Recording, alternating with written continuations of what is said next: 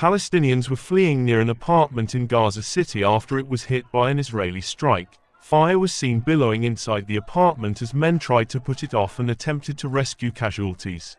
Premature Palestinian babies were evacuated from Gaza's Al-Aqsa hospital, following Israeli evacuation orders for nearby areas.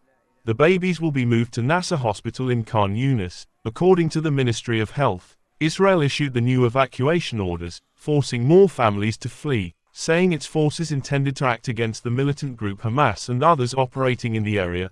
The new orders forced many families and patients to leave Al-Aqsa Hospital, the main medical facility in Deir al-Balah, where hundreds of thousands of residents and displaced people had taken shelter, for fear of bombardments.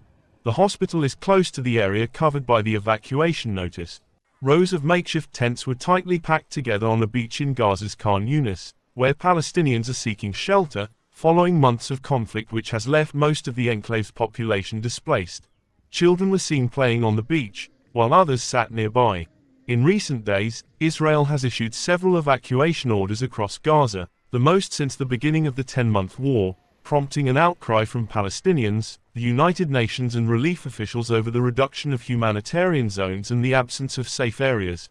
The latest comes with little hope of an end in sight to the war as diplomacy by mediators, Qatar, Egypt, and the US has so far failed to close the gap between Israel and Hamas, whose leaders traded blame over the lack of an accord. More than 40,400 Palestinians have been killed in the war, according to Gaza's health ministry.